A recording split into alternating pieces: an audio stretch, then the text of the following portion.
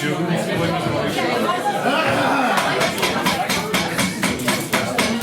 have a bell. Good evening, one and all, and welcome to the Literific. As you may be able to tell, Benjamin Murphy has not gotten much slimmer and more handsome.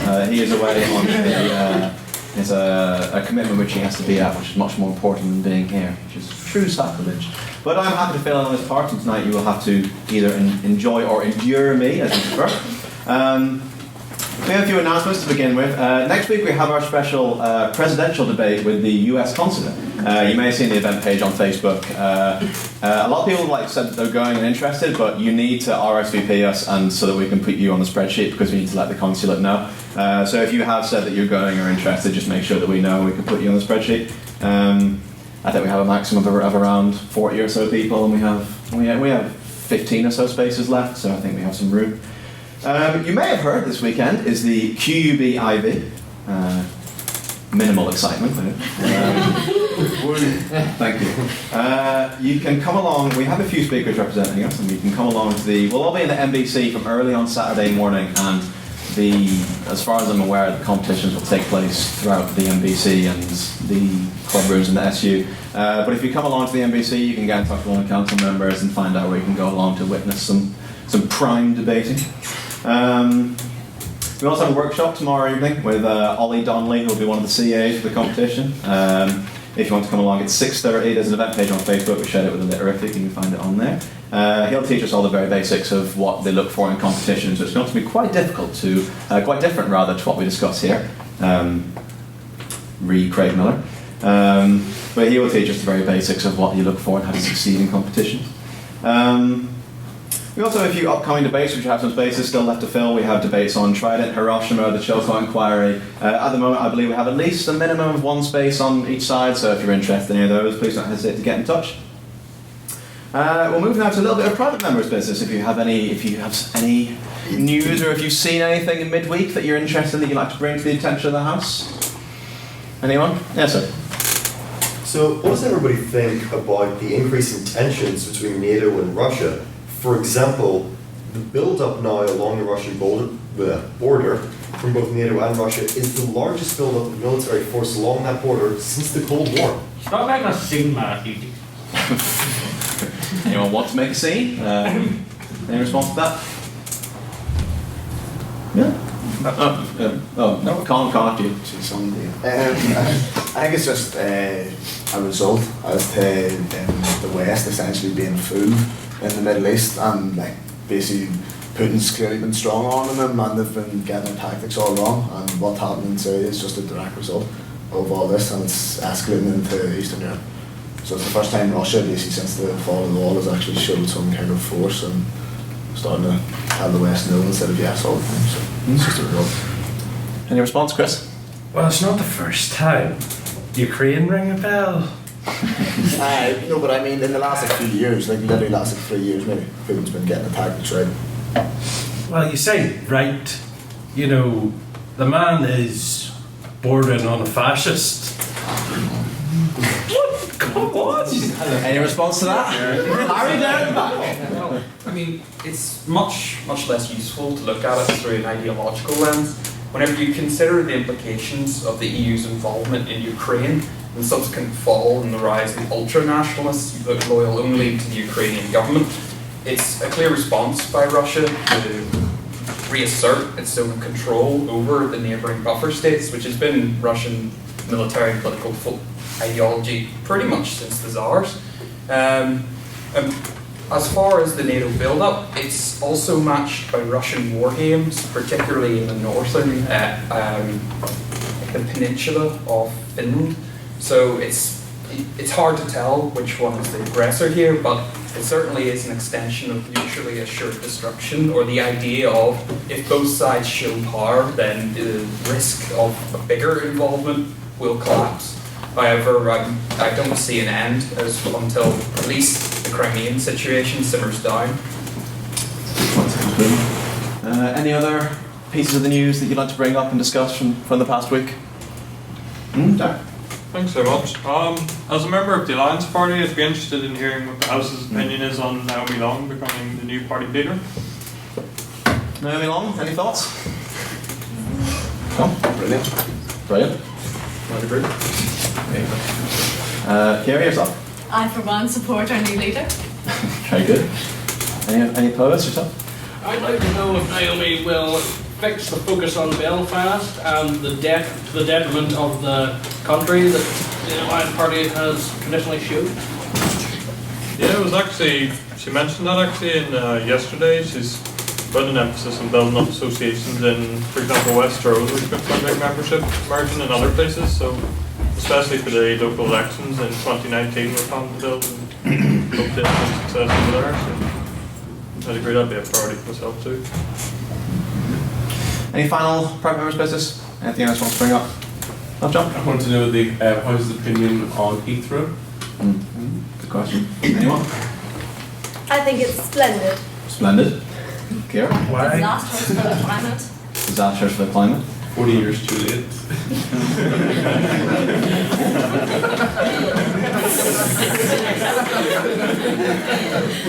Big up noise pollution. Big calls this evening.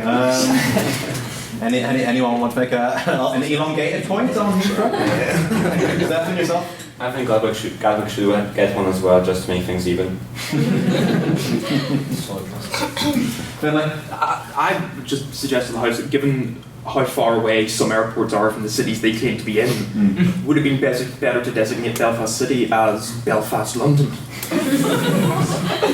Belfast, London, Belfast.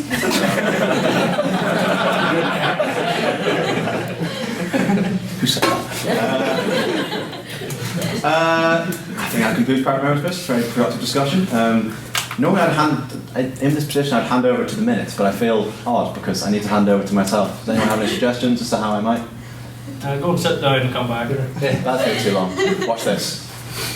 The fifth ordinary meeting of the Litterific took place on the 20th of October 2016 and was attended by 78 members. Private members' business was heard from Mr. Finbar Rogers, who wished to congratulate Bob Dylan on receiving the Nobel Peace Prize for Literature. Mr. Rogers also wished to bring to the attention of the House Leonard Cohen's verdict that giving Dylan a Nobel Prize was like pinning a medal on Mount Everest. Mr. Chris Pratt then asked the House if Donald Trump had finally jumped the shark when he claimed that he would only accept the result of the US election if he wins. Mr. James McNanny responded by saying that he jumped the shark many moons ago when he said all of those racist things accidentally on purpose. Mr. Finley concluded by saying that Donald Trump hadn't jumped the shark, Donald Trump is the shark. John McLennan then wished to hear the House's opinion on whether the Labour Party were doomed after recent opinion polls show that the public was now more supportive of Big Theresa's House of Amnesia than ever before. She goes back on her policies again. It is perhaps somewhat indicative of the Labour Party's strife that the question was never really answered, as the House was too busy clarifying just how far ahead the Conservatives actually are. Further discussion involved brief mentions of the Ched Evans case and WikiLeaks before Mr. Murphy announced time for President's questions. Questions were heard from Miss Lily Vetter, who wished to know what the President had for breakfast. In a break from his usual decadent breakfast routine, Mr. Murphy announced that he enjoyed a hot dog lattice. I don't even know what that is. What is that? I don't know. Too posh for me. Richard Ireland then asked the President where he procured his bow tie for the evening, a question he dodged brilliantly, so as not to reveal the real answer of MrsBowtie.com. Hope he's not listening. Without further ado, President Murphy then announced the evening's motion, and this House believes that Black Lives Matter has done more harm than good. Opening for the proposition in his maiden speech was first-year rep Mr. Matthew Bryson. He began by setting a precedent for the debate whereby the general BLM movement and theory must be separated from the organisation in which it has begun to appropriate the title. He claimed that the initial movement and demand for change was admirable, but now the movement had become embroiled in advocating riots and violence. One of these included the recent Baltimore riots, where 2 people were killed and over $9 million worth of damage was caused. Meanwhile, in the month following the riots, was the worst month of homicides in the US for 44 months. He concluded by stating that placing police officers in a constant state of fear as to how their actions will be perceived has only served to exacerbate the issue. Opening for the opposition was Mr. Finbar Rogers. He claimed that before our very eyes we were seeing Jim Crow 2.0 in America, with Black Lives Matter being at the forefront of standing against the racist infrastructure. He asserted that the BLM movement was a natural descendant of Martin Luther King in its aims and objectives, and that the system must be seriously flawed when black households in the US hold just 6% of the wealth. Mr. Rogers then rallied against mass incarceration, informing the House that America holds 25% of the world's prisoners, whereby 40% of said prisoners are black Americans. This is compared with the overall black population of the US, just 13%. Continuing with the proposition in his maiden speech, Mr. Con O'Neill. He opened by taking exception with Black Lives Matters, which, to secure reparations for black slavery in the United States, claiming that not only would it be feasibly impossible to orchestrate, but it would be misguided to ask only the US to pay reparations, as slavery was once a worldwide phenomenon. He refuted the claim that the United States has an inherently racist infrastructure, asking the House to point out one racist aspect of American law. He concluded by saying the very boards and legislature which Black Lives Matter have chosen to attack feature prominent black figures who would have already changed the system were it found to be racist. Continuing with the opposition was the third main speaker for the evening, Mr. Hugh Dobbin.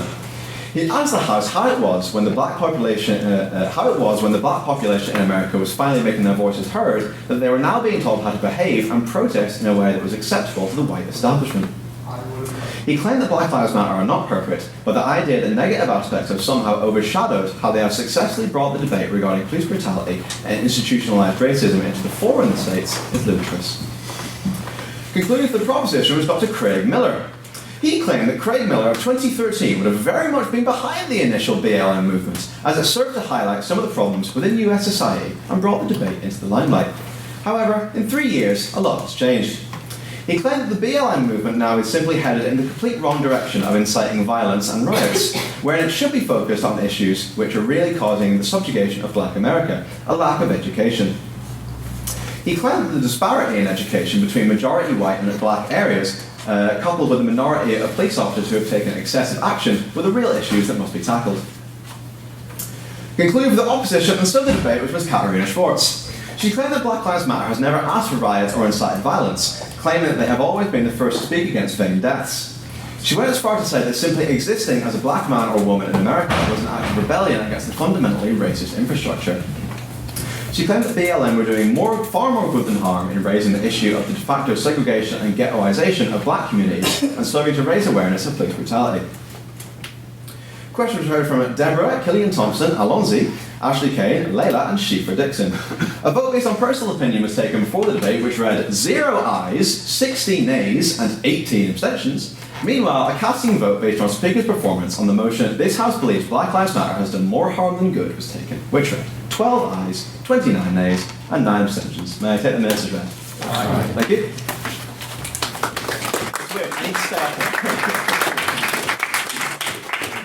I've already thrown off.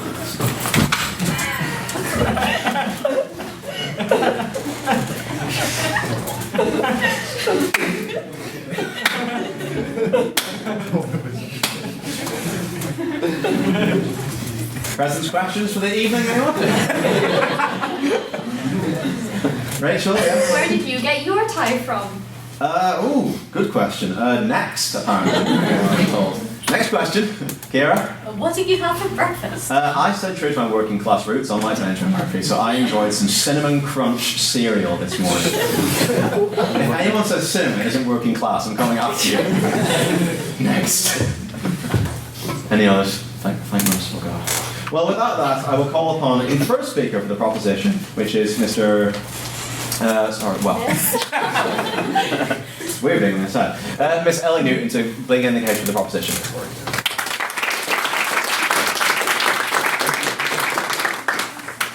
Ladies and gentlemen, I think it's probably pretty essential that in a debate like this we clarify some things about the motion. So in this particular debate we are talking about a burqa, which is being fabulously demonstrated by someone over there.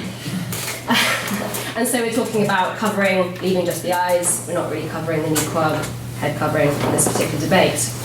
To start with, I'll be covering aspects of security, how the ban could relieve pressure, and the importance of identification as reasons why a burqa ban would benefit both Islamic women and the public in general.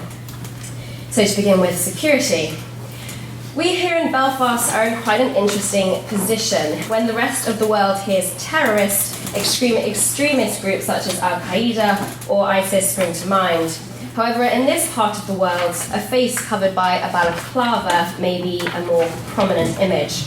Now, the burqa and the balaclava are both polar opposites in terms of the ideology behind them, but the result is the same, a masking of the facial features in order to remove the identity of the person behind the mask. It is therefore unsurprising that a burqa is seen as a threat to security, as covering the face is so commonly associated with having something to hide. Modern security systems are beginning to rely heavily on facial recognition. The ability for cameras to pick out and identify facial features is crucial to crime prevention in all public spaces.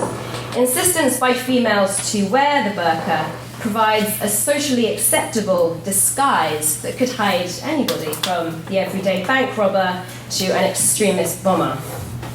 On the 23rd of October last year, a suicide bomber hiding beneath a burqa killed 10 at a mosque in Pakistan.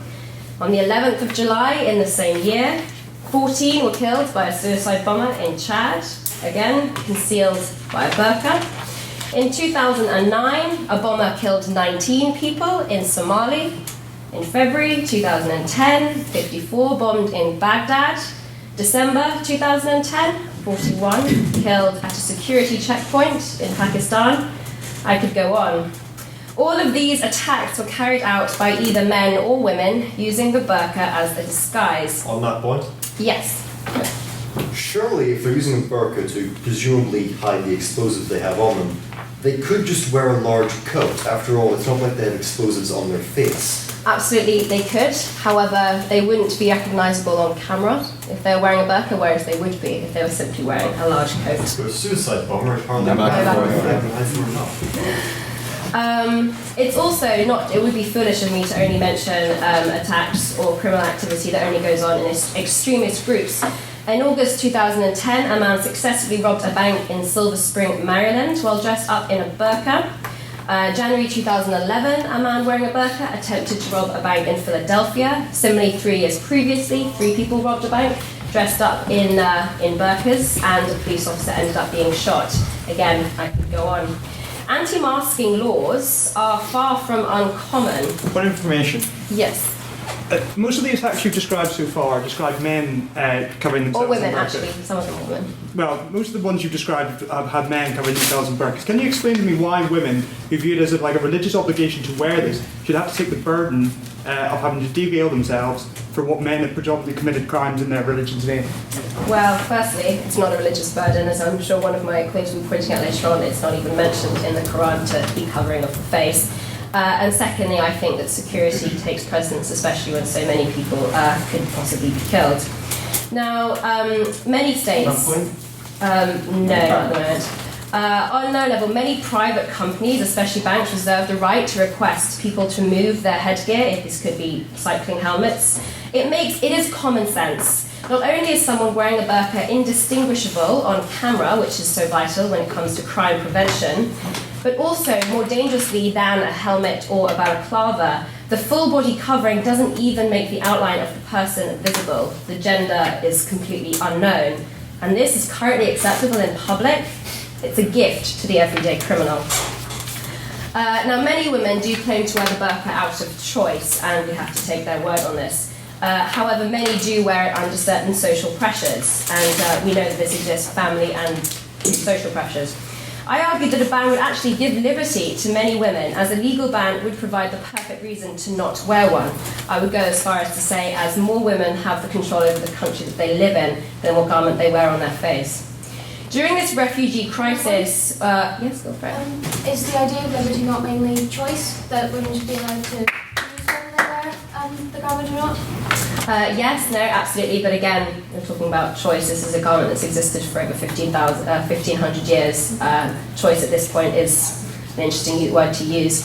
During this refugee crisis, we may see the rise of Islam in this country. Muslims have lived here and practiced their religion here for hundreds of years. However, it's only recent developments and conflicts in the Middle East that have made our cultures more polarized.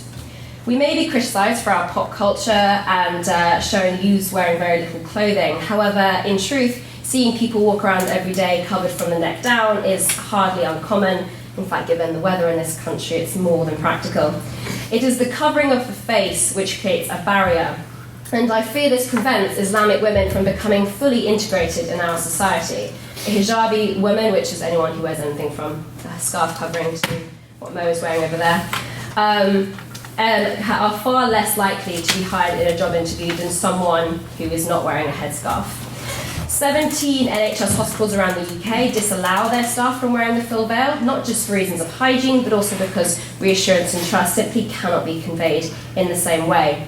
The burqa was designed for a culture where women spend very little time in public and the majority of it in the home. This explains why it isn't exactly worn for or designed for everyday tasks. Even eating is a challenge. We in this country do not live in a culture where women are encouraged to spend the majority of their time in the home. The pure design of the burqa limits the ways in which women can participate in our fairly public society.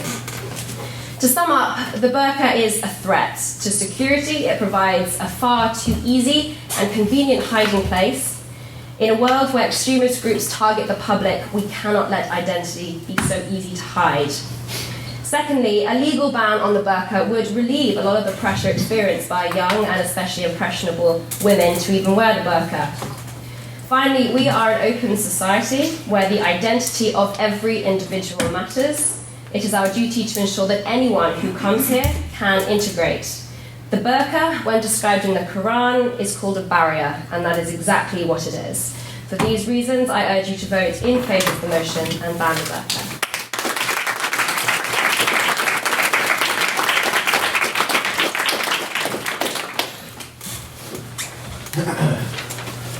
Thank you very much, Ms. Hewitt. And now I'll call upon the first speaker for the opposition, Mr. Jack Armstrong.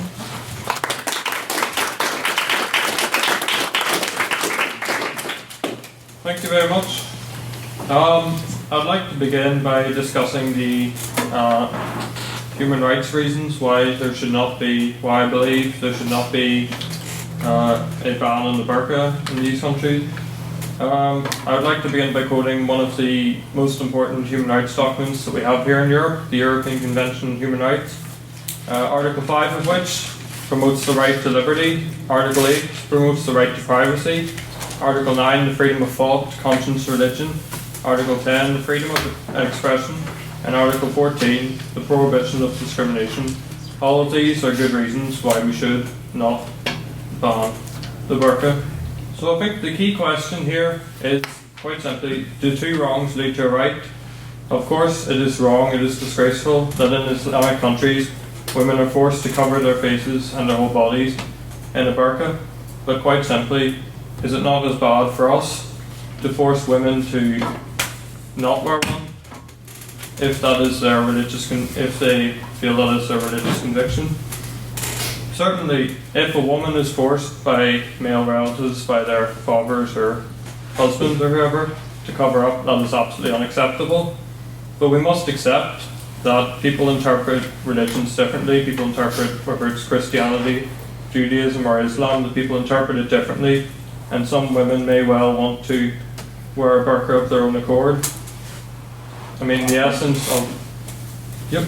Well, I mean, right now there's a case which has just been resolved, the Asher's Bakery case, which has proven the state's role in determining economic relationships, even whenever their religious affiliation disagrees with what they're doing. So surely there already is a precedent that's set for allowing equality of religion to trump individual rights to it.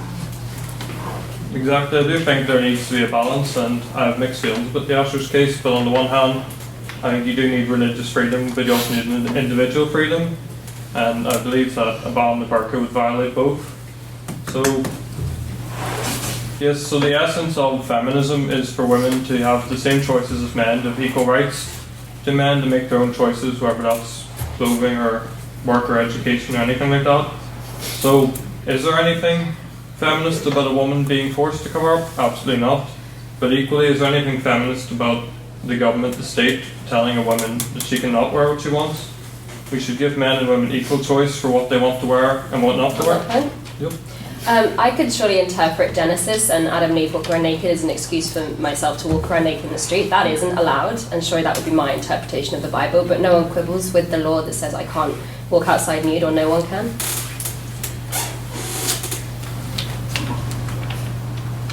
Well, I mean, there has to be, I suppose, some restrictions in terms of a,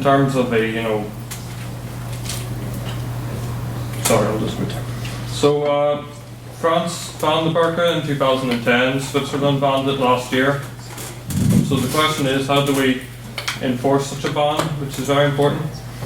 Are we going to arrest women who wear it? Or are we going to fine, like in France, in Switzerland, are we going to fine them £6,500? I think there are certainly parallels here to the current abortion debate. We saw it 2 days ago in the Dáil TD produced a packet of abortion pills, in other words saying, I can be imprisoned for this, are you going to arrest me? So with the burqa, would we have a situation where people would be arrested on the street? Or would they be, we've also seen in the recent burkini debate, I know as we mentioned it's slightly different to the burqa, but we have seen women being forced to remove it on the beach in France, which in my opinion is completely unacceptable, it's morally wrong, and surely the police have more important duties to carry out. So I'd like to, I know the word sexist is thrown around and it's has a habit of being overused, and certainly if someone is forced to wear a burqa, then absolutely, in Islamic countries, if they're forced to wear it, that is certainly sexist. But on that point, sir? Yep. Yeah. Just out of interest, why is it only people from certain Muslim countries that wear the burqa? Why is it that it's not consistent? Why isn't there people from every single Muslim country that wear the burqa? Because So, sorry, you're asking why did it? So why is it, for example, that there are several countries where they do not wear, that no one wears the full burqa, it just does not exist? It only comes predominantly from the Gulf countries and then got exported out to the Indian subcontinent and Pakistan. Why is it? I think there's certainly cultural differences, so I'll explain it. As you said, there's some cover the entire body, some don't cover the face, some just cover certain aspects, so thanks. So yes, I believe that on the one hand, it would be sexist to ban or to force women to wear burqas in some countries, but at the same time, it would probably be sexist to force them not to wear it, because quite simply, this is about controlling women, telling them what to wear and telling them not to wear. It is the objectification of the female body and the state putting an emphasis on what women should do with their bodies. We've seen this. I'll take it in a second. Sorry. We have seen it in the past where women have been told, that their skirts are too short, for example. There's a picture I saw recently of a woman, her skirt being measured with a ruler, and in the exact same beach where it took place was another picture of a woman in France being forced to remove her burkini. So there are notable parallels. So yes, is it too late to take more? So yes, instead of so we have in the past women being told they're wearing too little, and now they're being told it's wearing too much. It's quite ridiculous. And I would quite like to make a final point. The previous speaker was speaking about security. Well, quite simply, if we ban the burqa and other religious clothing, not just from Islamic clothing, but other types of clothing, we are singling out Muslim women and telling them that they are different and not acceptable in our society. This creates isolationism, which leads to radicalization. Groups like ISIS can exploit this, which will result in terrible terrorist atrocities like we have seen in France at the hand of ISIS. But quite simply, we've seen France as being particularly extreme in this regard, banning the burkini and other things. They've quite simply fallen into this trap that groups like ISIS and Al-Qaeda want. So, quite simply, we cannot isolate Muslim women. We have to give them the right to wear what they want, even if we don't agree with it, as we will not in some cases. Thanks very much.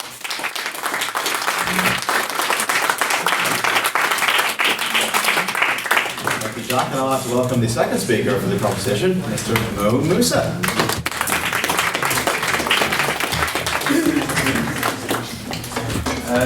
Good evening, everyone.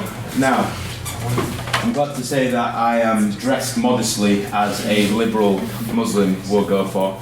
But why is it that there's no men who wear burqas? This is one of the key connections that I've just never quite understood. Why is it that perhaps I'd expect probably the first male that you've ever seen wear a burqa? What's amazing about this piece of clothing is, as usual, atypical of every religion, is always old men telling women what to do. And when we start conceding on the basis of, oh, it's a free choice, then we are stepping back 500 years when we start telling women how to dress, how to act, and this is what this represents. This is oppression, nothing less and nothing more. So, opposition are arguing on the basis of nothing short of medieval misogyny.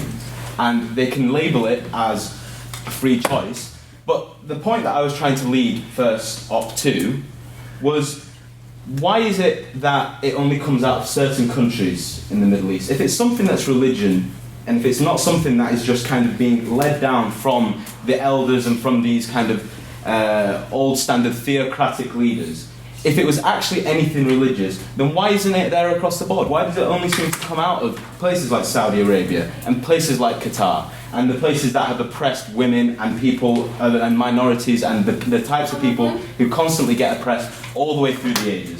Go ahead. Just don't most religions have certain we've been talking a lot about interpretation, but don't most religions have interpretations of modesty, even across Christian denominations? It's not necessarily written in any doctrine that women have to wear skirts, but it's generally expected that women wear skirts or they wear hats, whereas men don't. Is it fair to isolate something more obvious? No, fine, okay, let's just concede in that case, right? And this is obviously the most offensive out of any of exactly what you just described, and it's nothing short. Can I point out as well, the opposition are arguing on the basis of them liberating the women in the burqa by arguing on their side. They're absolute nonsense. Okay, if it's been imprinted in your mind from the second that you were born that this is what you're going to grow to be, you've got this path, the second you hit a certain age, you need to wear this everywhere outside of your own home, and we're arguing on the basis of kind of a liberal escape, taking off the chains, stopping the man from banning a piece of clothing and stopping their the free choice. What's free about being told at the age of 11 or 12 that this is what you're going to wear? I can tell you for a fact, it's bloody uncomfortable. Okay? Like, honestly, 10 minutes, I can't wait till I finish this speech. I'm going to take it straight off. I would ask the member, I'm grateful to the member for giving way, I would ask the member how free is it to be told from 0 years old what you're not going to wear? Okay, when a normal kind of English lady here would, at the age of 12 or 13, okay, there's certain limitations, but they pretty much have free choice of what they want to wear. This is not free. It's not even that, it's not free in terms of what you get to choose to wear. It's like really stuffy as well. So, anyhow. Right, so, another point as well. I want you guys to think about British Muslims. This, after terrorism, is probably the most damaging thing to Muslim and the rest of Britain in terms of their relations. There is nothing that is more damaging than this, in terms of differentiating and separating between the two, in terms of making everyone feel different from each other. It enrages people, and in my mind justifiably so, okay, and it creates animosity between one person and another, and the person who's wearing this, they are not asking for the animosity. It's never been their choice in the first place, so they are actually being victimized for a choice that they never really made. And when we need to look at this, similar to the point I made a couple of weeks ago, which is we need to look at the direction of travel in this country, in the political discourse. There is a very definitive rise in Islamophobia, in just general anti-immigrant sentiment. This only propagates it. And terrorism you don't see day to day, you see it maybe on the news. But this you do see day to day, and this really does make you feel different from that person who sat next to you on the bus who's wearing these pieces of Afro. Sorry, I'll take your question now. So, firstly, there are different layers of interpretation on wearing burqas in the Muslim countries. And I'm from Bangladesh, and in there, many people are wearing burqas and different styles, and this is a major stylish thing over there. Yeah. And since you're talking about the security thing, that wearing these, that people are bombing and everything, but when you are coming to a country, you are passing the immigration, you have to go through layers and layers of security things and you have to pass through it. Then how wearing a burqa breaches the security and everything? Okay, so I don't think the suggestion was that people will that terrorists will necessarily sneak into the country here. It's literally you could operate in a country very easily as a man, for example, wearing this. But to take your other point about, and I mentioned, I specifically said the Indian subcontinent, okay, that is an area where what I don't understand is why don't you see any in Tunisia? Is that, that's just the question. Why is it that you see, why is it that you barely see any in Egypt? Why is it that you only seem to see them exactly where the Gulf countries have their madrasas and they teach the same ideology over and over again, they spread it around the world, and this is what happens. You will not find a liberal Muslim who thinks that this is acceptable. You will not find anyone who doesn't just buy into the typical madrasa mantra who thinks this is acceptable. Absolutely no one. I'm going to finish on a little bit of a flippant note, but my mum used to threaten me when I was 14, where if I was misbehaving, she said that she would wear this into school. Okay? This is what Muslim women really think. And if you think that there are people who actually think of this as their freedom of choice, deep down, then I give up. Vote for them.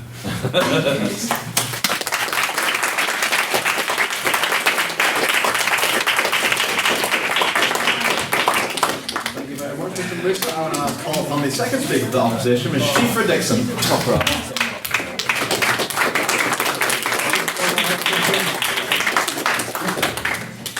Bravo.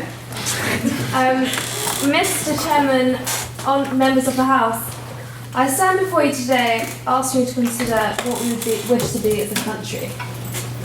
Do we wish to live in a country which subjugates its citizens, or one which promotes freedom? Do we wish to live in a tolerant state or an intolerant one? Very basically. The arguments in favour of banning the burqa come thick and fast. The burqa represents an assault on our liberal values. The burqa perpetuates the oppression of women. The burqa poses a security threat. But what if I were to put it to you that to ban the burqa would equally pose a self-inflicted assault on our liberal values? That it would remove a right and a choice from thousands of women in our country? That security fears are in fact unwarranted and policy cannot justifiably be made on such an arbitrary basis. Tolerance runs at the heart of this debate, and I oppose the motion on 3 grounds. There is a fundamental contradiction of a liberal state preventing its citizens from practicing their faith. Secondly, a ban would represent a gross discrimination against a single minority group. Finally, I would contend that the state has no right to tell any woman, Muslim or otherwise, what she can and can't wear. On that point, is it not better to outrage one generation of Muslims and have the rest not raised knowing that they have to wear it? I just think you shouldn't impose any blanket ban on anything. Can I respond later? The proposition has posited that the burqa represents an essentially illiberal challenge to our society. They assert that Muslim women are compelled to wear a garment by male family members and that the burqa is a cultural phenomenon that acts to undermine women. I would put it to the House that the very fact of banning the burqa constitutes an illiberal action, and that intolerance of intolerance is still intolerance. The House is outraged when Daesh forced the women within its occupied territory to wear the burqa. But why is it outraged? Not because of the burqa itself, but because of the denial of choice. Were we to ban the burqa, could we really, truly claim to be any different to Daesh? Have we not also denied someone the choice to practice their religion in the way that they see fit? Have we not also undermined her agency and told her that her decisions are invalid? But there is also a deeper philosophical point about what role the government should play in our lives. The state has no role in imposing a moral agenda of any form on us. On that point. Yeah, but they do have a responsibility towards social cohesion and towards creating a society in which people, as easy as it is, get along.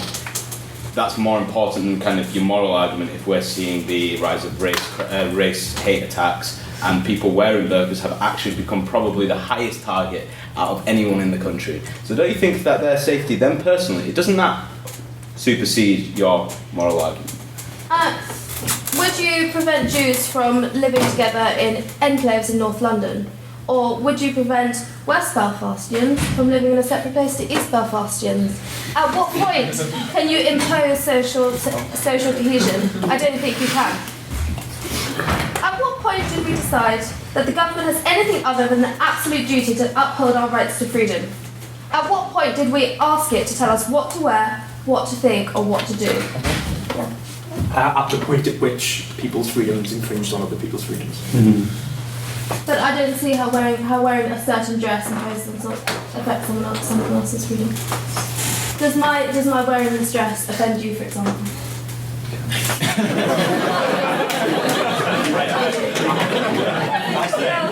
I don't comment, really. So should our government have the right to tell us what to wear in public? According to any rationale, how can the government arbitrarily choose to discriminate one single group in society? When I hear you cry, will female Orthodox Jews be prescribed from shaving their heads after marriage? But when On that point, ma'am, that doesn't actually happen. That is actually anti-Semitic. What you just said. Just for the record. But when will hoodies be banned from our inner cities? A ban on a single item of clothing would set a dangerous precedent and a new low in terms of our freedoms. Do you really think that all those who wear burqas are proponents of extreme Muslim beliefs? The terrifying thing is, some people do. Some people see that and think that's just a symbol of what they are. But I would beg to differ. Yeah. In Germany, it would be considered offensive, and it's also outlawed. You can't walk around dressed up as a Nazi. Would it not be fair to say that the burqa is actually kind of offensive to lots of women?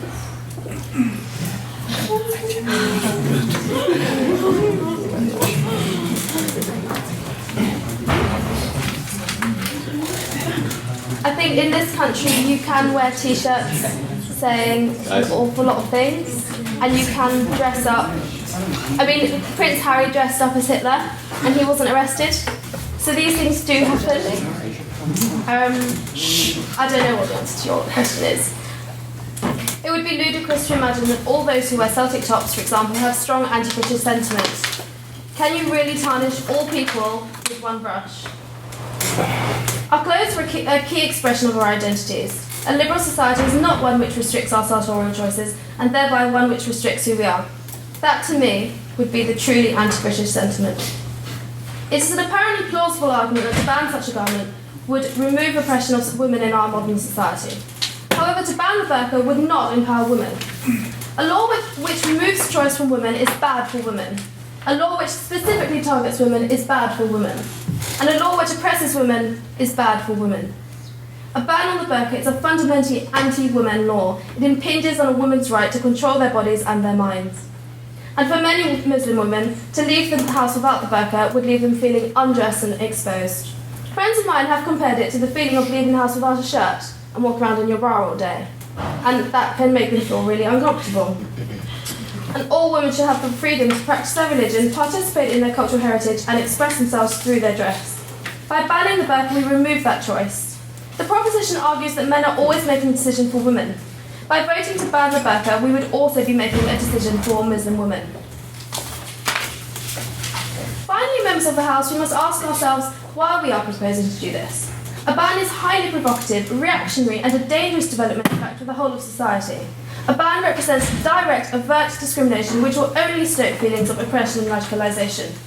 The only other group which tells individuals what to wear is, ironically enough, radical Islamist groups and North Korea. Banning the burqa makes Muslims feel more unwelcome than ever in Britain and gives such groups a consummate propaganda coup. So the solution I would propose to greater integration and greater cohesion in society is empowering women through education and allowing them to make their own choices. As Walter may have said, I don't agree with what you wear, but I'll defend to the death your right to wear it.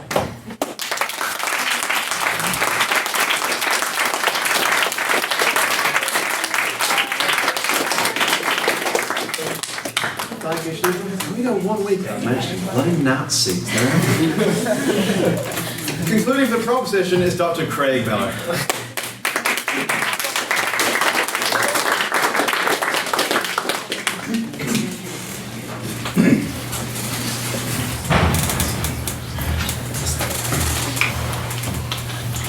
Okay, ladies and gentlemen, as last on opposition, my job is to try and close this debate from our side of things.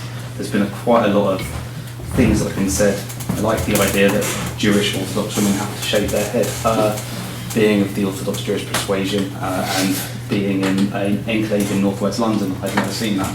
That is absolutely anti-Semitic. That is standard sort of nonsense reading the Guardian. And I have to say, I thank you very much for bringing that up in such a debate. Now, the reason, it actually brings me off quite nicely to the next thing that I really want to talk about, which is modesty, which is something that's been flouted on both sides of this argument. The actual root of modesty in Islam, sorry if this offends any Muslims in this room, is from Judaism. And it is. And there's some real basic concepts of modesty, which is clavicles and knees.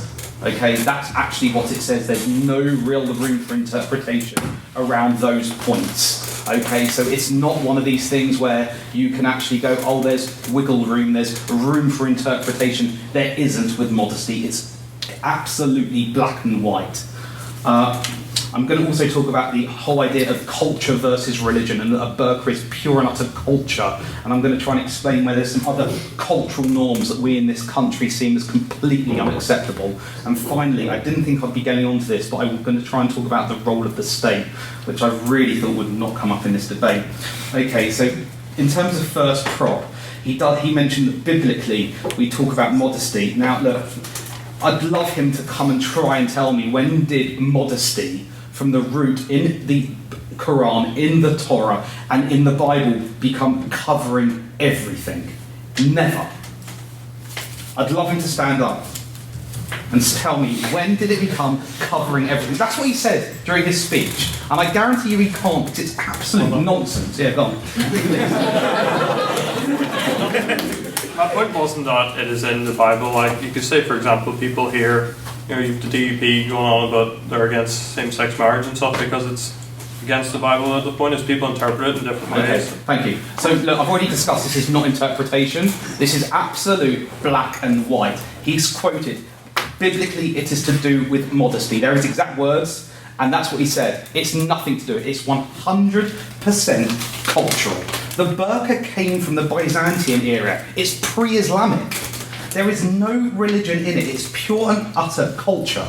Let's talk about some other cultural norms that we don't allow in the UK. Cannibalism. From Congo to Maori, New Zealand, it is the cultural norm. Do we have that here? No. Okay, my absolute favourite. No. My absolute favourite. No, sit down. My absolute favourite. And something that I'm surprised people on this side aren't actually getting up and saying. We don't allow female genital mutilation in this country. Do we? No. Okay, but it's a cultural norm. And wearing the burqa is a cultural norm. The Dani people in Indonesia, I found this one quite interesting, like to cut off their fingers whenever a family member has died. But it's only the women that have to do that. The men don't have to do that. No. And then my favourite one, and seeing as the American elections are coming up, partial birth abortion is a Democratic favourite in the States. Well, they're trying to pass it under Obama anyway. But we wouldn't have that in the UK, no. Okay, so look, no. It's not been passed yet, I know, but Michelle Obama tried to. Everyone's trying to pass it. She did. Anyway, the point is, I know there was a little bit of humour in my cultural norms session, but the bottom line is that wearing a burqa is exactly that. It is a cultural norm. It's pre-Islamic, and now it's basically saying that you, my wife, I don't want any man to perv on you, therefore you're going to cover everything up. Surely he should say, actually, I love the way you look, and I want everybody to gawp at you. But no, he actually said, I'm sorry, and I retract that previous statement. I apologise. The bottom line here is that we are now talking about the encroachment of the state and how it's an infringement on our civil liberties. I don't think anyone in this room is an ANCAP, are they? What? Maybe Harry, but even he's more in the libertarian space. But unless you're basically an anarcho-capitalist, you believe that there should be a degree of a state there. Okay, and so even if you're a minarchist, the lowest form of government that's going to actually function, you believe that laws should be passed. We do believe that. No one in here has put their hand up and said, apart from Harry, that they're an anarcho-capitalist. Therefore, laws need to be passed. And I say this is a law that we need to pass. Now, I'm going to bring you back to an actual point of seriousness here. Sorry about my couple of diversions. But, but first mentioned that a father and a husband will force their wife or daughter to wear a burqa. And we've basically banned prostitution in Northern Ireland and mostly in the UK for pretty much the same reason. It's not because a woman doesn't have the right to go, or a man, I want sex for money. It's because of the risks that are associated with prostitution being legal that you can end up with human trafficking, that you can end up with people being forced into a situation they don't want to be in. We've banned prostitution because of the risks that are associated with having it legal. And I put to you that wearing a burqa and banning the burqa falls into exactly the same school of thought as that. In that, yes, that 1, 2, 3, 5% of women that choose to wear it under their own accord, which there probably will be 1 or 2, are going to lose out with this encroachment of state upon them. I agree with you there. But I also say that there's going to be another 95% of women that are wearing them because they are being forced to wear them. And we've got to, when we think about what laws that we actually want to set, we've got to think about, are we doing this for that 1 or 2% of people that are going to feel like their laws are impinged, or are we going to do it for that 95%? Let's just say another example, gun ownership. If we allowed guns in this UK, which we do actually in Northern Ireland, but we don't in the rest of the UK, on the mainland, right? We're basically banning them there because of safety for everybody, but yet there probably are 95% of people that could own a gun fairly safely. But we've banned it because of the risks that can pursue. This comes under the same thing. When we set a law, there will be some people that have their liberties impinged upon, and that's the role of having a government. Okay, it's sad, it's not a good thing, but the bottom line is we have to think about the overall safety for the entire population. We can't do, as Second Op has said, no blanket ban on anything. If you think about a ban that's happened, it's needles that have gone into the prison system, and now as a result of that, Sikhs can't wear their turbans inside a prison. It's something that we've done because of the safety of the rest of the people inside a prison. We've banned needles, but as a result of that, Sikhs have actually suffered from that. I urge you to vote on our side of the house because it's actually one of those things that are going to protect most of the people in this country most of the time.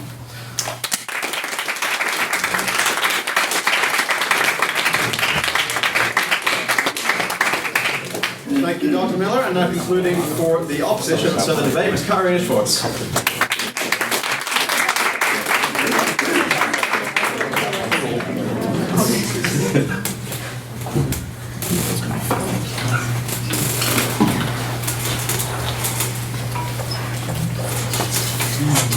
Using force and extreme social and cultural coercion in order to limit the bodily autonomy of women and force them into particular forms of dress is something that should give all of us pause.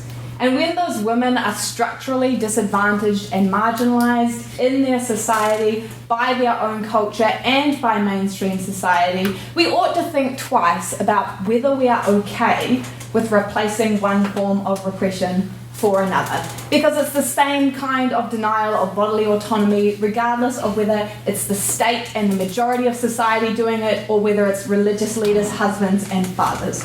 If you want to walk around the street naked, I'm perfectly happy to back that. It's your bodily autonomy. But there's a difference between you walking around naked and people wearing a burqa, and that's that they exist at the intersection of oppression and marginalisation, and you, with your desire to walk around naked, do not. Ultimately, this debate comes down to 3 questions, and the first is all basically not now rebuttal. Are women wearing burqas a threat to modern society? Secondly, what is the framework through which we should assess this debate? Hint, it's a little bit feminist. 3, how do we best empower women in marginalised communities? 1, are women wearing burqas a threat to society? 3 sub-points. 1, radicalisation. You do not decrease radicalisation by outright banning symbols of Islamic culture. You increase divisiveness in society and fuel radicalization by feeding into irrational Islamophobic rhetoric, which pictures cultural objects as terrorist symbols, increase the divides and leave less space for tolerance and mutual respect in societies. Secondly, you give radicals an easy recruitment tool because the burqa ban is framed as an attack on Islam. People on the margins are more likely to radicalise because they feel like they are under attack, which is exactly the message that extremist groups sell them. On that point. Let's sit down. There's a reason why the burqa exists more in some countries than in other countries, and in a lot of situations, it's in countries where antagonism towards the West is heightened. Under the Taliban regime, for instance, where it is the most prevalent, you have a lot of Western antagonism. Not now. 2, security. How many times in the West has the burqa posed a security threat? Very few. The list that the first speaker gave was basically the entire list. Most of them are anecdotal, there's less than a handful, but secondly, there's no difference between people using a burqa to disguise their identity versus hat, scarf, like a long coat, and essentially you're not going to change anything for security. Ultimately, more crimes have been committed using Halloween masks than have used burqas. Ironically, there are a number of cases in which burqas have been used against members of Daesh, so, just interesting factoid there. But sometimes a minor security threat, and it is very, very minor, has to give way to other interests, and ultimately if you need to make certain exceptions, i.e. in airports, then you can do that in safer conditions. Lastly on this point, social cohesion. It's a slippery slope. We're talking about the burqa now, but that increases intolerance. There's a lack of understanding of cultural practices and a conflation between the burqa, the niqab, and the hijab. For instance, the second speaker for the proposition team was in fact wearing a niqab and not a burqa. Burqa has face veils, so we've already seen the conflation of different cultural symbols from that team. What's the difference between a burqa and a burkini, which doesn't cover the face at all? What's the difference between a burkini and a wetsuit? There's no bar. She defined it. Sorry, Define the debate. thrown out. Right, sit down. It's not redefining, it's just telling you what a burqa is.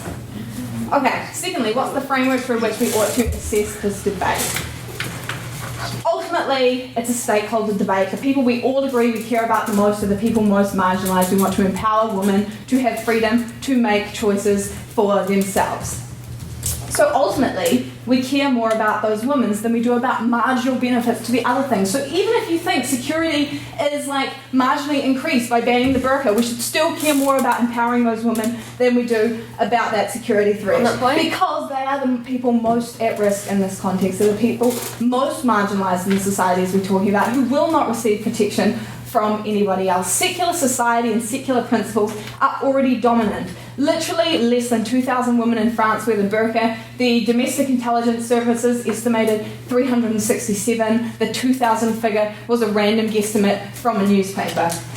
Lastly, how do we best empower women in marginalised communities? And ultimately, it doesn't actually matter whether it's a cultural/religious practice, a cultural practice, or a religious practice, because we all agree that those women who are forced or coerced into wearing the burqas are marginalised and are in need of empowerment. So ultimately, let's talk about this. Many or most of the women who wear a burqa don't do so purely because of direct threat of force, right? Like the proposition team have recognised, they grow up in a coercive society and a culture in which the ideas of honour are part of their thinking too. These ideas of religion and culture are deeply entrenched for them. It's not just men forcing women, it's women as actors as well, and there's a special moral weight attached to cultural and religious practices in those situations. Women are making individual choices within the confines of those religions too. You can't just simply conflate social coercion and religious coercion with an extreme lack of agency that's painting these women as victims, that's denying them their voice, it's denying them their agency completely, and that's something that we on opposition are not comfortable to stand for. Lastly, what's the effect of the ban? Because you don't stop these women from being oppressed, because we're talking about a small minority of Muslims. We're talking about people with a deeply held belief that's tied to God and given a special moral weight, held not just by the men, but by many of the women. So you don't just say, oh, you are free from the burqa, now you can go about your everyday life. They don't say, oh, it's banned, we'll just stop following the dictates of our religion and our culture. You remove those women from the public spaces and further marginalise them from the progressive societies that you want to integrate them into. It makes it worse for those women. Just like banning prostitution makes things worse for women who are in prostitution and does not decrease the incidences of prostitution, banning the burqa makes things worse for the women who are in those situations. The women that we all care about, more than we care about a negligible security threat that can be like perfectly happily satisfied by Halloween masks. The burqa may be a prison for women, but you can't just be as simplistic about it as the proposition team has been. It is entrenched in the social, cultural and religious framework. It's operating at the interplay between agency and coercion, and we have to talk about how we empower those women.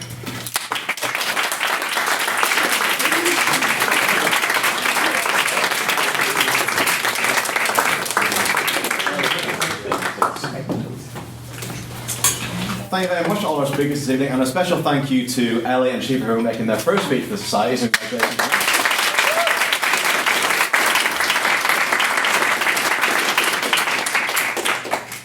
So, we will start with a round of questions for the proposition. Does anyone have any points they'd like to make? John, yourself. We have these groups that in the Middle East, like Daesh, who are spreading anti-West and theocratic ideas. Does banning the burqa in the West not fuel the propaganda machine and create a more divisive world where we're being attacked by an ever-growing Muslim minority of people because of the banning? Proposition? No? Yeah.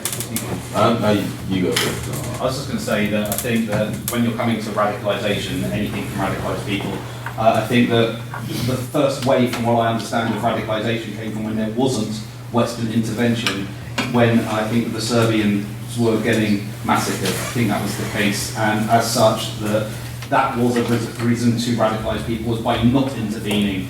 Now it's a case of by intervening. I think that you're always going to find people that want to be radicalised, if that's a way of putting it, and try to radicalise people. You're always going to find a reason to do that. And by basically if we believe in this house that this is a way in which we can stop female oppression, we can stop, we can have a negligible increase in security, I think it's a thing that we should be going for, rather than worrying about if a group of people are going to always try to radicalise. Opposition, would you like to respond? Yes. Obviously, we agree that it fuels divisiveness. I think that's pretty clear. And the people we don't actually care about are the people who are going to be radicals, regardless of if or not this happens, but the people who exist on the margins. That's always who we care about in debates. The people who could swing either way, and are they more likely to swing towards radicalism if there is a burqa ban? And quite frankly, we think yes, because they feel more attacked within their own societies. They feel more like they are separated from their societies and they feel more divided from it, and tolerance absolutely goes down when you start banning these kinds of things. Do we have any questions for... You don't have to it was your question. Do we have any questions for the opposition? And don't forget to stand up and state your name whenever you do it, just for the minutes. Colin, yourself. Colin, right. This is the opposition, obviously. Is there a case to be made in terms of like Western civilizations who have been around for 1600 years with devolved constitutions? Is there a case to be made that we as citizens have the right, and it's just more social cohesion rather than security, we have the right to see who we're talking to see like facial emotions, gestures, like this is what humanity has intricately been working on since cavemen. It's the idea that we can see what's going on here. Not only can we hear them, but we can see. And that all these are social cohesion. Whenever you wear the burqa, it completely takes that out. And that's never been the case for our societies for the last 2,000 years. And it is increasingly being so. And so we've taken that like humanitarian element out of our society where we can only see, we can only hear the voice, we can't see the facial gestures, which is inherent. Opposition would like to respond?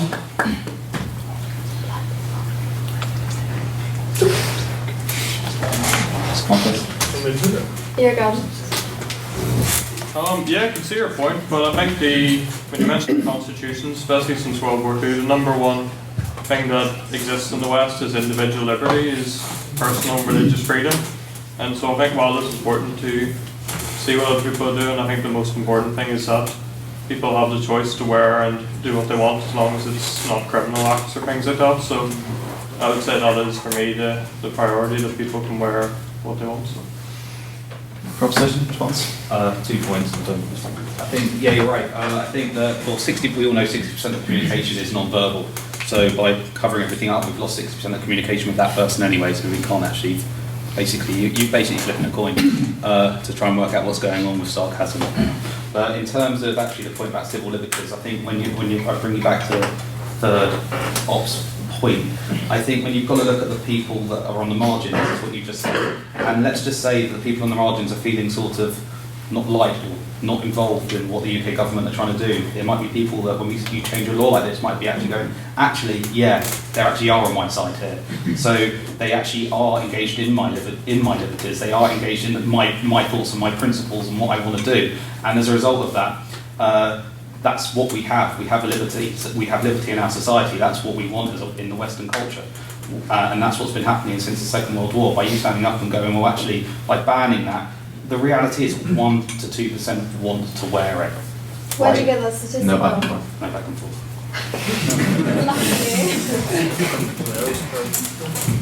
Do we have any abstaining points? Any points on the motion or anything with regard? Finlay, yourself. Excuse me, thank you. Both sides have made the point that the other's position would inhibit integration. But it seems to me the very fact that this debate has proceeded the way it has does suggest that integration hasn't been going very well anyway. We can't even agree. We can't agree on whether wearing burqa is a legitimate interpretation of Islam. We can't even agree whether it's an interpretation or whether it's a black and white issue, as Craig would have it. There we go. Debate one.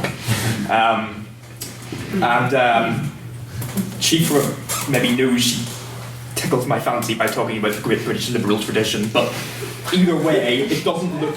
It looks as if it's field. That's my thing.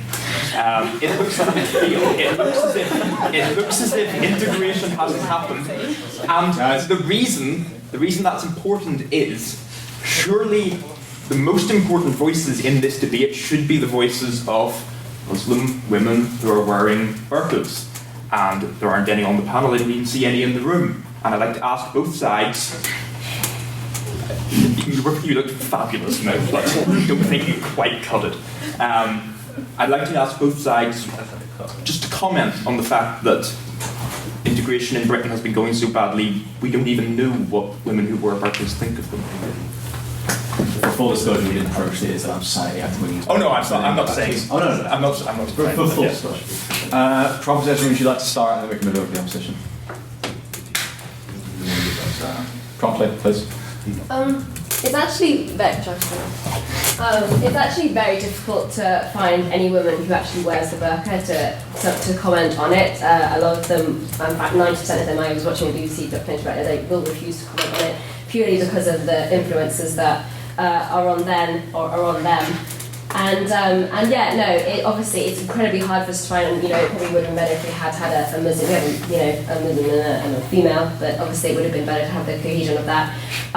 But absolutely, in Britain, we don't know what we're talking about here. We don't know about Islamic, but is it not better that we remove the oppression? Is it not better? Because we know where it comes from, we know what it represents, it's always represented that. This is 1500 years, so you can't just turn around and say, oh, well, today we decided it's a feminist statement. Is it not better that we look to remove oppression and discrimination as fast as possible, really? I would like to make the point that as soon as you focus on education, you empower those women to make that choice for themselves to reject the burqa and what it stands for. And it empowers them to enter the political discourse so they can stand up in public life and say, look, this is not what we should be doing. School. We'll go back around. Does anyone have any questions for the proposition? Shay, yourself. Shay Glasgow. I'd just like to make the point that my question does make the assumption that there are women who wear the burqa through a completely free and autonomous choice. that they're not forced at all. How is the decision of a lady who chooses to wear a burqa any different than the decision of a Christian woman who enters a convent, becomes a nun, and so has to wear a habit? Because on a superficial level, they're very similar garments. If you're not, so my question would be, are you going to ban the habit for nuns as well? And if not, is it not discriminatory to ban the burqa based solely on its association with radical Islam, which this woman who chooses to wear a burqa may and most likely does not have any links to?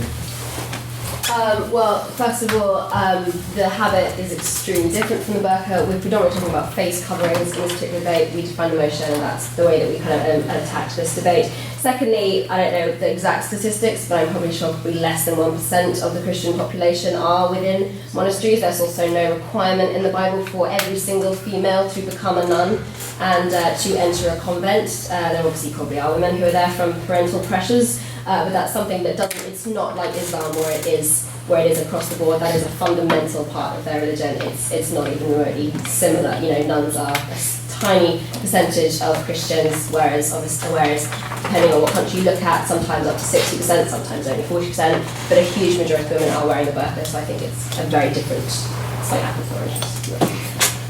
Opposition wants to respond? You've just made the point that it's a fundamental part of their religion, and that's what you're hoping to remove from them. Oh, I'm sorry. Bless you. Do you have to say it again? I thought you had more to say. I appreciate the sense. He doesn't skip that room.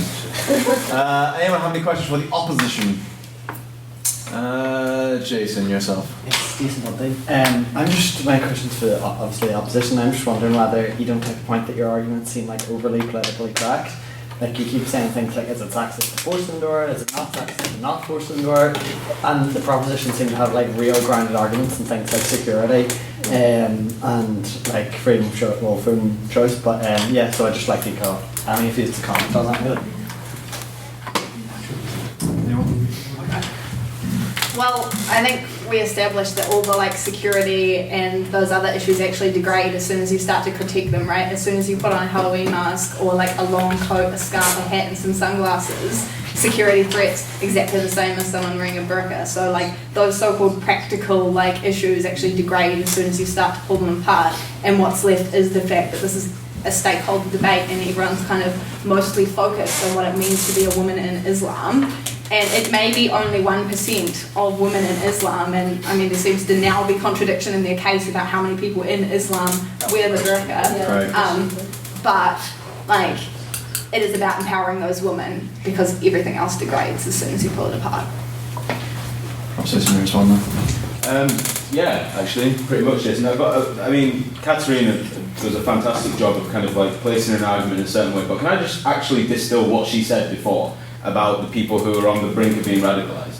She's saying that either, this man is standing here and saying, if you do not let me make my woman wear this burqa, I'm going to bomb you. That is literally her entire argument right there. If we're saying about people who are on the border, that is the entire argument. Either you're saying they're going to be radicalised if we ban the burqa, or we let them continue to oppress their women. That was the whole argument distilled into one. Okay? In terms of the security, you might flippantly throw away that hundreds of people being killed by people who are disguised in burqas, but I'm pretty sure that's quite pertinent. You're saying about Halloween costumes. Yeah, but 300 people haven't been killed in the last 5 years with people wearing Halloween costumes in huge terrorist attacks across the Middle East and make people scared in public places. So, you can use it as a throwaway comment, but I would say that all those people that died, I'd say that is pertinent. Anyone have any abstaining points on the motion? Jeremy? Oh yeah, just a small one. Part of me is just asking because there are a few things I legitimately don't know about the status of not just the legality of burqas, but generally, but also full facial coverings. Part of me wishes that this debate had sort of been placed in the context of whether or not it should be allowed to have a full facial covering, whether that's a good thing or a bad thing. And I'm also legitimately curious whether or not certain things like ski masks are allowed to be worn publicly, or let's say, I don't know, some people have the typical the typical bank robber kind of mask with like a stocking or something. It's an interesting question, and so I was hoping maybe you could make a comment on that. Proposition, we're going to start. I was just going to say, we tried to say that we tried to define the motion as such that it was to do with facial covering more than just the burqa. I think that was the point of what Mo was wearing, and I think that was the way in which we discussed the actual definition of the motion. So that's what we were trying to get across, that there is a degree of religious basis for covering the hair, okay, and there is a degree of religious basis for that, especially in the married women. There is a degree of religious basis for that. But there's no religious basis for covering the face. That is all well and truly within the cultural remit. And I think I was trying to get across the point that there are a multitude of cultural norms that we in the UK think are despicable. I'm not going to say I think this one in particular is despicable. I think the way in which women are forced to wear it is, though. Okay, and that is the norm in this country. Okay, one other point in terms of wearing various garments is that I don't know if anyone in here wears hoodies. I do all the time, and every single time I go into Tesco's, I get made to take my hood off. Every single time, and I'm like, oh, fair enough. Do you know what I mean? It's one of those things where it happens. We have it there as a rule in Tesco's, and I know that's a very minor point here, but I just want to get across that this was to do with facial covering, okay? And we need to stay on that track as defined by first prop.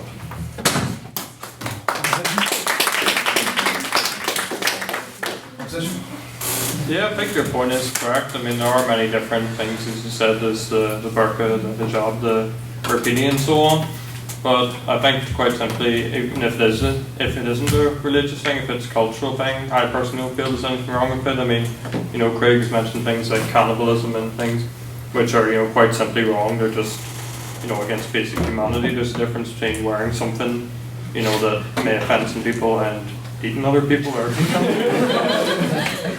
quite a big difference. Personally, I don't see a problem with it, so I just leave it up to individual people. I think the other point I'd make is, I mean, you know, Craig said about the hoodies, and I mean, I work in shops, so I know, for example, if people come in with motorbike helmets and stuff, certainly, you know, same with airports. I mean, if somebody was in a burqa and they're going to get on a plane, I think it's perfectly reasonable to say to them, you know, we need to take this off so we can confirm who you are. But if you're just walking around the street or, you know, doing whatever, I don't see a problem with it. I don't see why anyone would. You know, it's up to the individual's person to make their decision.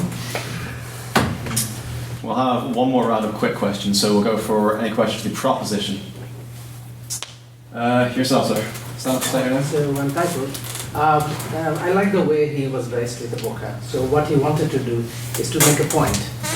So anyone who is wearing burqa, whether she is trying to make a point, religious point or cultural point, what's the problem there? And why should I stop that? I'm not stopping you to wear the burqa there. Could you give your name there just for a minute? Oh, Thai food. So what the suggestion is here that they're making a lifelong political point by wearing the burqa. Whatever it is. No, I mean I made the point there, and I found it repellent wearing it for 10 minutes. I'm not even from like the contentious part. It's really uncomfortable. Like it really is. It's really hot. It's really steamy. For you, not for her. What? On like 100 million levels, what? Why would it be comfortable for her? Sorry, my fingers now. Come on, I mean this is what I mean. This right here. This is how ridiculous the argument gets when we paint like this picture of kind of we're defending rights. It's a repellent piece of clothing, people. There's nothing more, nothing less. It's really uncomfortable, okay, and people are made to wear it. And if there is 1 or 2%, that's fine. But there's 98% who do not want to wear it deep down. And we are continuing to let that happen to them on no basis, just because of, like, I don't know, basically kind of our liberal lawmaking. And that's the truth. And this is as a lefty. Opposition response? Do you really think that 95% of British females want to put themselves into lycra and put on their suspenders and put on their tiny little sexy nightdress so they can attract this opposite sex? I don't think so either. Once again, it's a cultural norm, but we're not prevented from adhering to that cultural norm. Lucky us. Point finished. Oh, come on, Robert.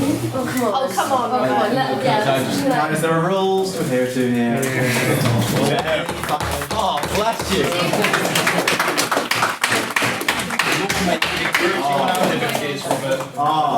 It's here. Bureaucracy.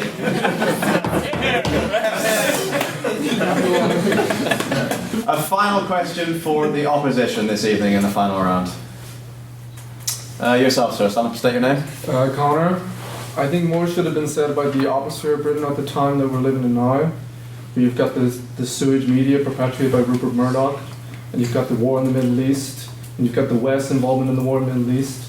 And which is more oppressive to Muslim women? Is it the burqa, or is it the sewage media, or is it just the politicians' attempts to keep going, perpetuating war in the Middle East? I think more should have been said about the zeitgeist of the moment right now. And ever since the Iraq War, Muslims have been targeted and marginalized more and more and more.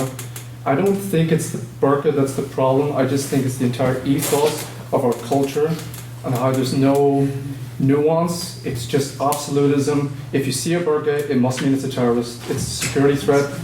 When really, actually, it might be a woman's choice. It might not be a woman's choice, but the debate is extremely nuanced on that. And then really, if you want to stop terrorism, you should probably stop destabilizing countries in the Middle East and stop destroying the infrastructure and causing massive unemployment and poverty. And that creates fundamentalism and terrorism. So I think that should have been brought up more. Position? Respond to the zeitgeist. Thanks. No, I think you're absolutely right. We need to take it in the context. I mean, this had happened, if we were having this debate, say, 20 or 30 years ago, before 9/11, before Iraq, it would be very different. I think that we need to challenge the Islamophobia that exists. I mean, we've seen, for example, recently, we have a government now that wants to, well, it doesn't anymore, but at one point it wanted to name and shame foreign workers, for example. That is, and as I said earlier, there is a question of if the media, if certain politicians, if everyone is saying to Muslims, you're different, you're not welcome here, you're all terrorists. I mean, it's sad that you made that point, and it's sad that people do look at someone with a burqa or even any sort of, Muslim clothing and will say, oh, look, they must be a terrorist or something, which is terrible. And I think, we need to challenge them. We need to challenge the media and so on it, because it does create radicalisation. If you say to one group you're different and you isolate them, we've seen this in, as I said, parts of Paris and Brussels, and some of those people unfortunately went on to commit those atrocities we've seen in those cities because ISIS and such groups were able to, tap into that isolationism there. So, we have to take this in the context. So I think we need to say to the Muslims and to every other minorities that they're welcome to do what they want, and we won't be offended by it, because hopefully they wouldn't be offended by what we do. Final point for the evening of... feel free to respond. Again, we're talking about sentiment here rather than the pragmatics, and I agree with the rise of Islamophobia is worrying. So let's not have something which facilitates that, because the truth is, outside of a university atmosphere in which we can have healthy discussion, the majority of people do not like it, okay? And it does instill anger and frustration amongst a whole, perhaps even the majority of the British public. We need to think about the Muslim women who are made to wear this. They are the absolute victims of this before anyone else. And let's think about what this actually means as a final point. Okay, this means, every man is a potential sexual predator, and because they're potential sexual predators, I, as a Muslim woman, I'm going to have to change my life for them. It's ludicrous, okay? All of a sudden, it's the rapists, the paedophiles, and the perverts that are driving the fact that me, as a Muslim woman, I have to wear this all day, every single place that I have to go. Come on, people. Very final point of the evening, as an abstaining motion, something on the subject of the motion. Matt, you've had your hand up for a while. It was picked up on by the third opposition speaker very slightly, but I think what the debate neglected was the consequences of banning a burqa. Well, I'm sure everyone in the room is under no illusion that if we ban the burqa, Muslim women who wear the burqa are now going to run down the street singing songs from Legally Blonde. It's not going to happen. So I want to ask both sides their opinion on what they would say to a woman who would ordinarily wear a burqa after a ban. what they would say to her whether she believes it's her interpretation of Islam that she can't go out of the house without wearing a burqa, or whether she's been suppressed by her man and told she has to wear a burqa, who now simply can't go out of the house. And I want to know your opinions on that. Good question. Proposition? Yeah, I mean, I posed a question to Ms. Elliott, it wasn't really answered, and if we do assume that there is, an amount of Muslim women who would rather not wear who like wearing the burqa, is it not better to potentially oppress and to outrage one generation of women if it means that in the future, for many generations of women, they won't be raised to believe that they have to wear it? This is something that has been embedded in Muslim society for over 1,000 years. It's really cemented. To get rid of it, we are going to need something harder than simply. There are currently women right now. Who are raising daughters to believe that they should be wearing the burqa or that they need to. Is it not better to outrage one generation than to let this continue?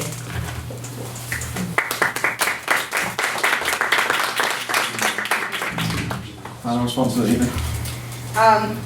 So I don't think that white Western voices are actually ever going to be persuasive for those women. I think that's one of the problems with a burqa ban, because those women aren't going to be responsive to white Western voices in white Western societies telling them that they're being oppressed. The voices that really make a substantive difference to those people are A, the huge numbers of Muslim leaders that are speaking out about the fact that the burqa isn't required by Islam and that they can ascribe to their religious beliefs at the same time as being a little bit more free with their choices about the way that they dress and the way that they behave. And also the Muslim feminists that come out of the woodwork and from those experiences. People like Malala Yousafzai, who speak out against those kind of practices, are the people who are going to persuade those people. And what you get when you get the ban is you push those people into their homes because, like you said, it's not effective at freeing that one generation. You're not outraging one generation so that their children can be brought up free. You push those people back into their home because it's such a deeply held belief and they don't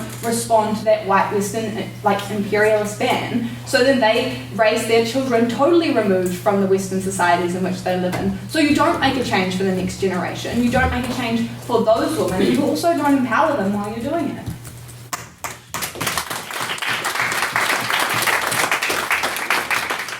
It's a good point to end on. So we will go to a vote. First of all, we will do the opinion vote. So we will do your opinion before you came through, or rather, it's your general opinion on the motion. This House would ban the burqa.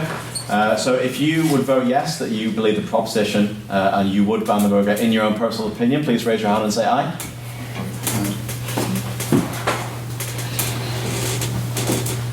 Seven.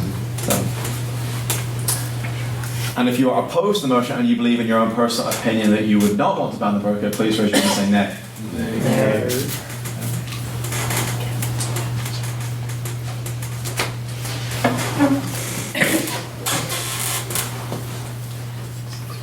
28? 27. And then abstaining people who don't have an opinion on the motion, as it were.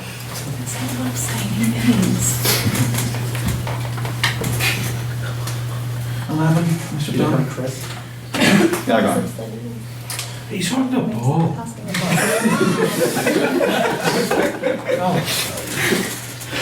We now move to the casting vote of the evening. So, based on Sprig's performance and who you think spoke best this evening and represented their side the best, if you believe that the proposition won on the motion that this House would ban the burqa, please raise your hand and say aye. Will you whip yourself?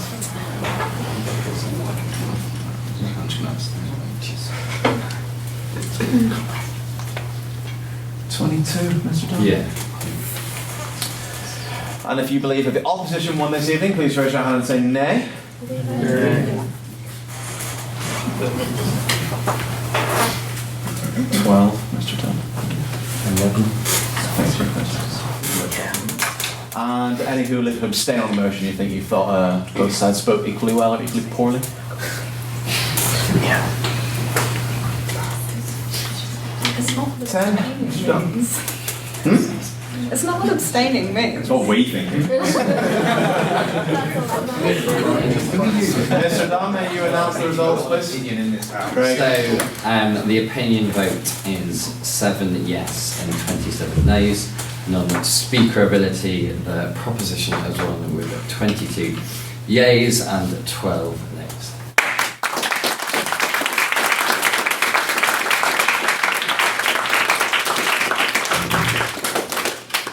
Thank you very much to all our speakers this evening and all of our contributors. We'll be heading over to the House Bar, which we book every Thursday evening, and you can come along and have some pints and some fun. And we will see you there, or even this weekend at Ivy.